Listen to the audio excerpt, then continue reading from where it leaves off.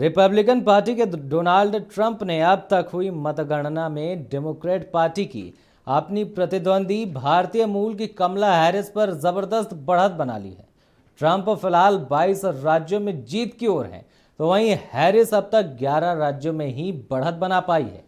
बता दें कि डोनाल्ड ट्रंप को 210 इलेक्टोरल कॉलेज वोट मिले हैं, जबकि कमला हैरिस 112 इलेक्टोरल कॉलेज वोट हासिल करने में सफल हो पाई हैं।